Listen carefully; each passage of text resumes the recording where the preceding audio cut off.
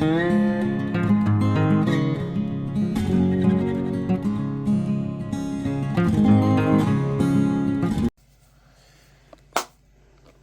we're appliance repair people. One of the many hats we wear as parents and people who are trying to save money. We have no hot water. The tank is holding water, so we are going to do some testing on the heating elements and the thermostats. First, you need to be very careful. We're going to test for voltage just to make sure we have power, number one. So we get our handy voltmeter, set to AC volts. We're going to come up here, make sure.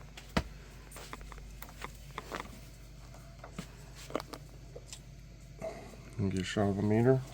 This is a 240 volt system, and we are showing 240 volts. So we have power. At the top, we'll come down here to the bottom, make sure we have power at the bottom. Oops.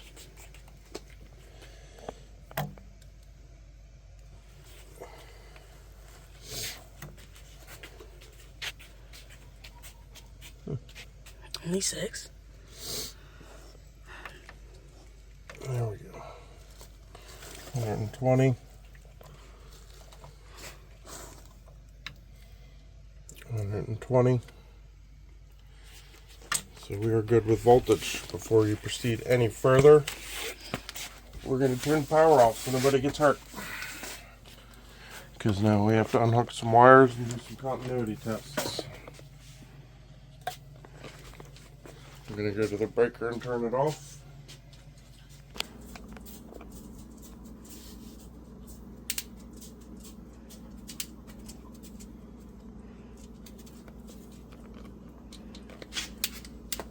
Here we are. Water heater, 38 and 20. Or 30 and 28. Off. And just to double check,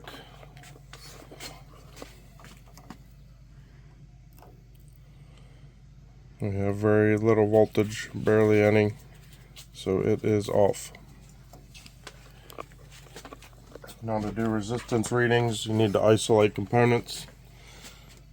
So before you unhook things, I recommend taking a picture so you remember how they go. The heating elements don't really matter which wire goes where because they're non-polarized.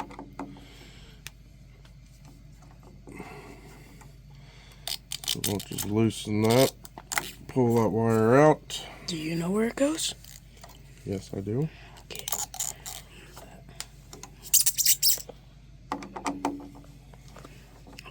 So now this heating element is isolated, we can now do a resistance reading. If my camera guy can get in here, it will tell you on the side of the heating element there.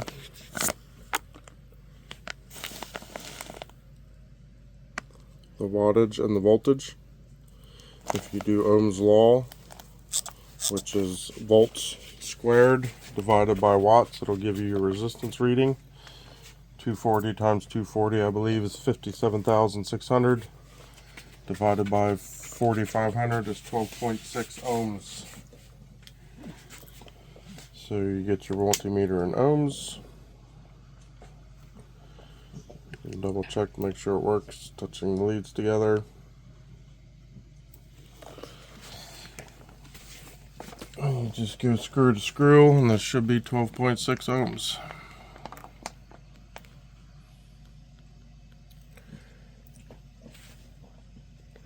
And as you can see, it is not. It's all over the place. So that tells me there's something wrong with this heating element. Then you can do screw to body to make sure. There should be no continuity there. And we're getting a resistance reading. So again, that confirms suspicion of something wrong, and then you can do to body. Again, it should be no continuity. So that tells me there's something wrong with this heating element.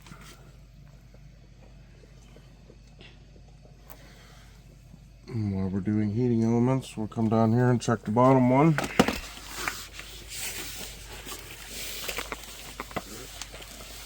Again, needs to be isolated.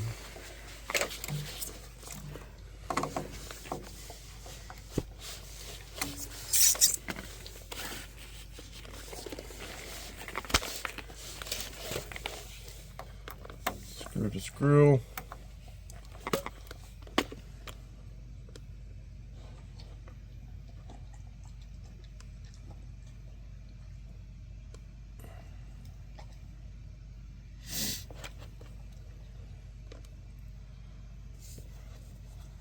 This one's all over the place too. Screw to body. No continuity, so that's good. Screw to hot water heater, no continuity, so that's good.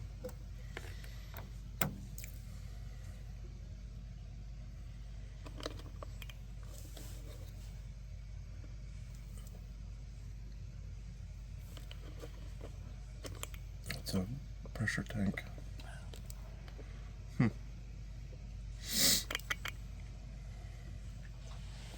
Looks like we found the problem.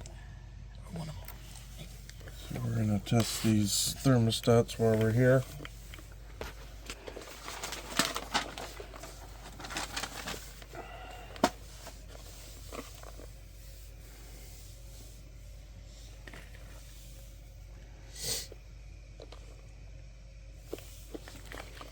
Again, they need to be isolated.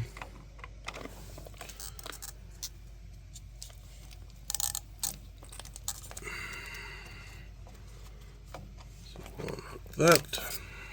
Get that out of the way. And that is isolated because it's not hooked to anything.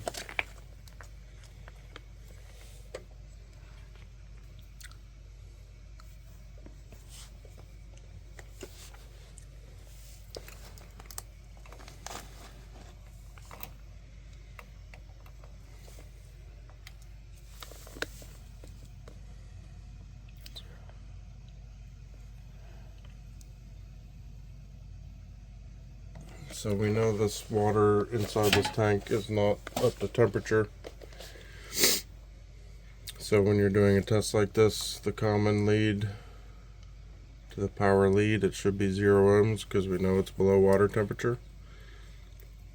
If it was above water temperature, it would be the opposite. You would want no continuity. So that thermostat checks out okay. In there like it's supposed to be.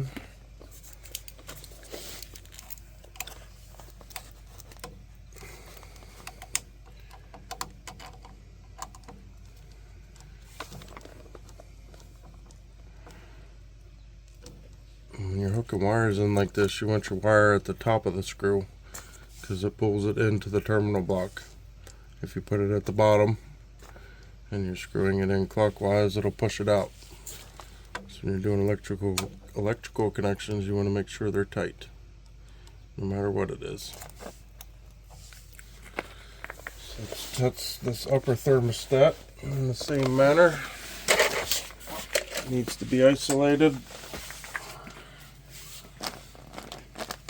So let's unhook some stuff. Lay that to the side. Pull that guy out.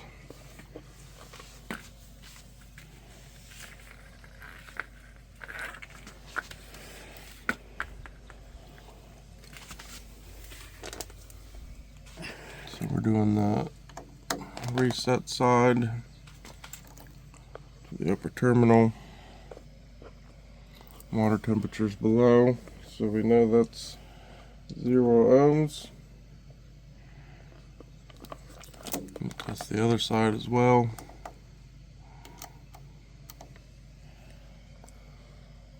Zero ohms.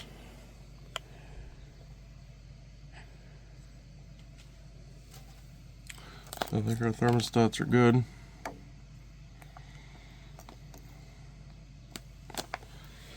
I think we got bad heating elements, which means we have to drain this tank.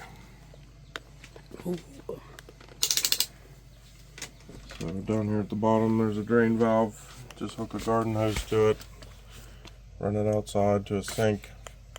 Or in our case, we're going to run it outside just to make sure it drains.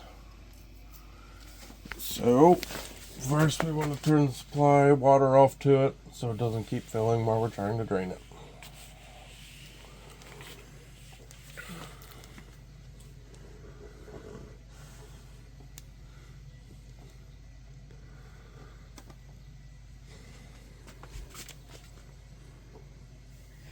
Wow. This is going to take a while, so we'll be back. So now that we have our hose screwed in, I think now we're going to drain it. It also helps if you open the hot water on a faucet somewhere, just so it can pull vacuum. It'll drain a little faster for you.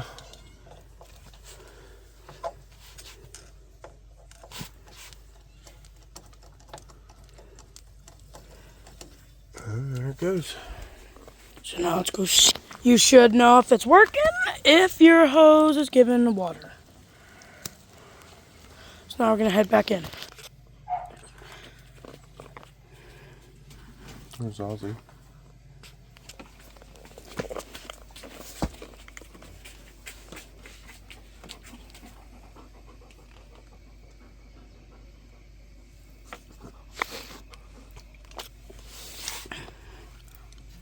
So I know we tested the thermostats and there's nothing wrong with them. They are, I guess, 24 years old. And they make this kit, which comes with the thermostats. That's just as cost effective as just buying the two heating elements. When you buy the kit, you get the thermostats, so while we're in here, I might as well just replace them. So hopefully I don't have to come back in here for a while. So while it's draining, we'll put these thermostats in.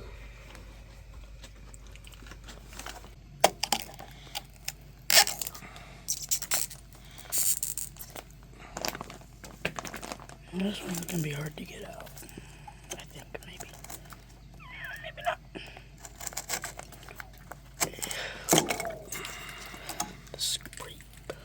Whoa. That's a lot. Rust. It's from the water. Should it be leaking? That's just condensation. From the water being hot, now it's cold. Get a rag.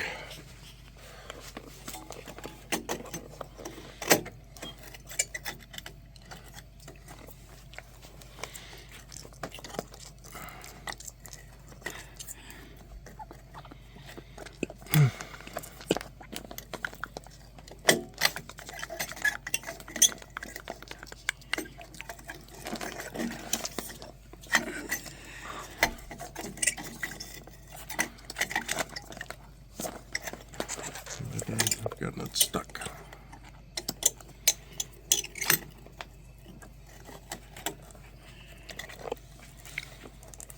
This one's a little taller.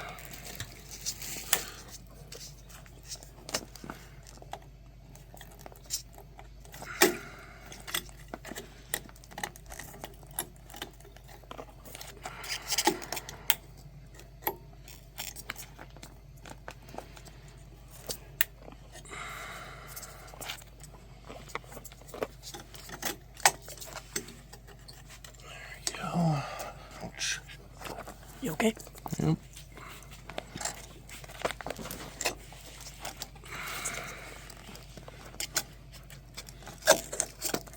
Okay.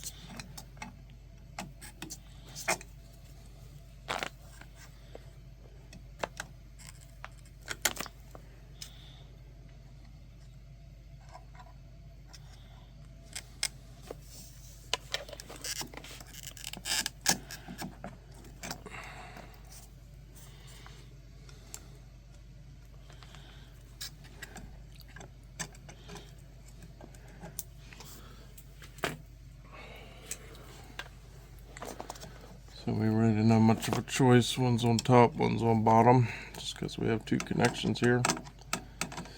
So you're just gonna have to hold this one on top from kicking out. Yay. Right here.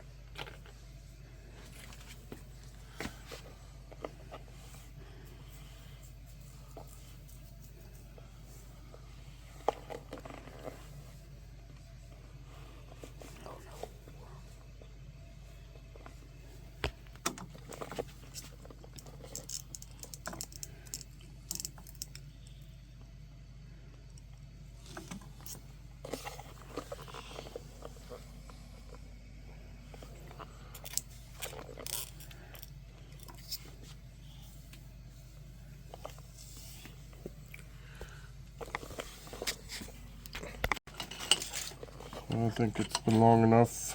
It should be drained to past this top element. So they make this socket, I think it was $7 at Home Depot.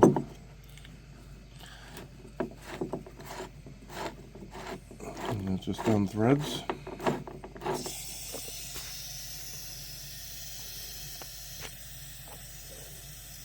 Pull in some vacuum.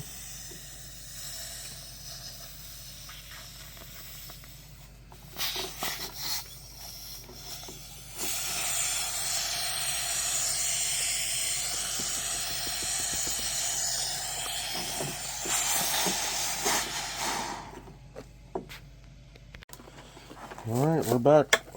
Took a while, but it's all drained. So we're going to put the upper element in. Comes with a new gasket.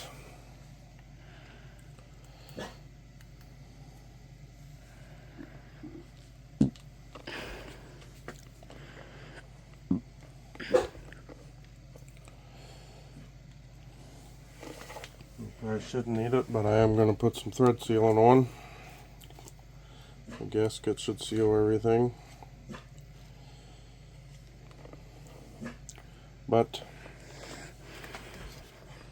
I like to make sure there's no problems.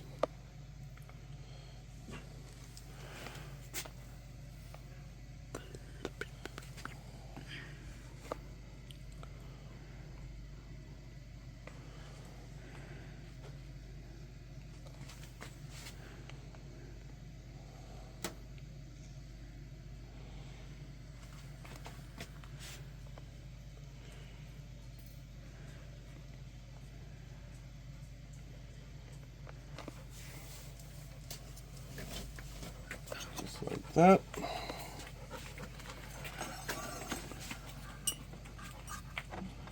We'll get this started by hand.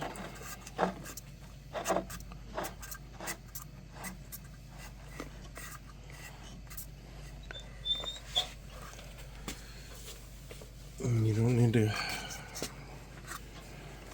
go crazy when tightening this because of the rubber O-ring. You just make contact and just a little bit until it stops.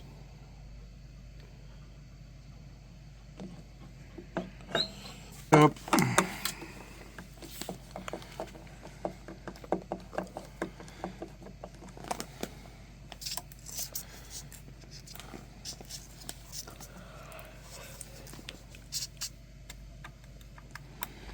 Again, you want to orient the wire so it pulls it into the fitting.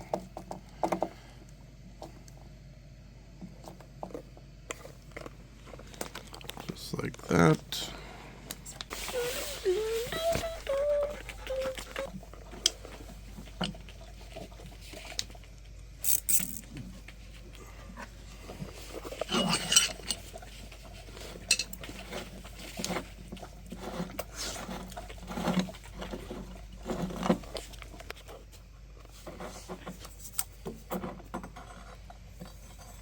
There's the bottom one, a little rusty,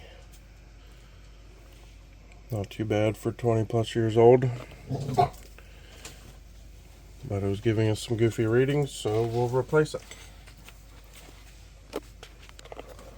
So the bottom one is a 3500 watt, 208 volt, which shouldn't matter. The kit came with two 4500s, but I'm no water heater expert. I know enough to be dangerous. So I'm going to replace it the way it was, just because I don't want to cause myself any more headaches. So now we have an extra 4500 in case we have any other problems. Which, cross your fingers, say a prayer to whoever you pray to, that I'm not going to have any other problems until the tank gives out. And then I think we're going to upgrade to a tankless system. But for now, we're going to save money to put it towards other things. So same deal, it's got a new gasket. Nice.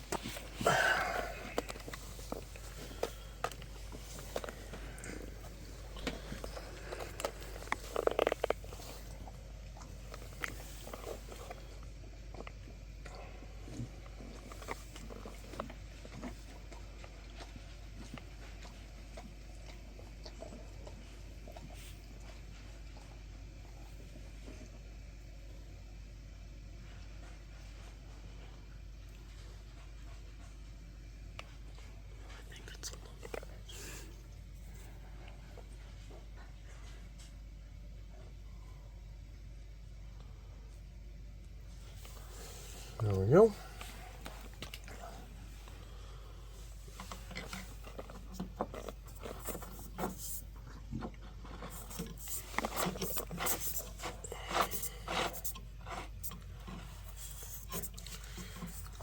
Again, hand tight, gasket made contact. Just a little bit. Until it stops. Doesn't work. Let's use some irritating. Reach the. Let's get this out of here. Again, the top's a little working. We're going to use it. Let's trim it out. We need length here.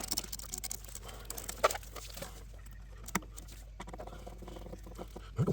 Here we go. Tight. Tight. 120. Light screwdriver is where? Right here.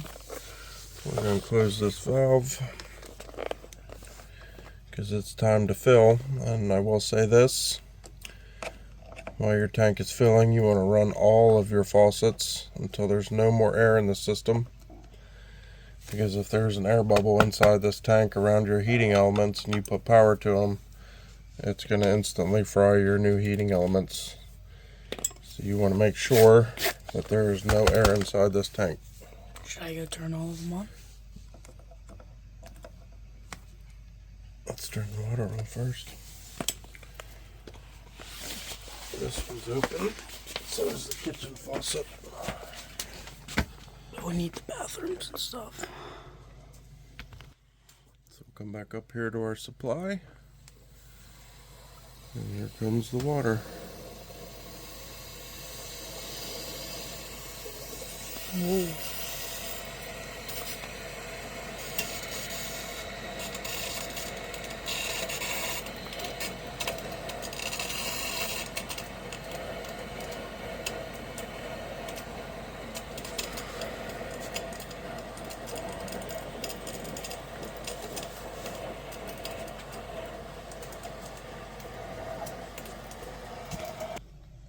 Alright, we ran all our faucets until no air is coming out. This tank should be completely full. Breaker's on. Now it's time to flip the switch, see what happens.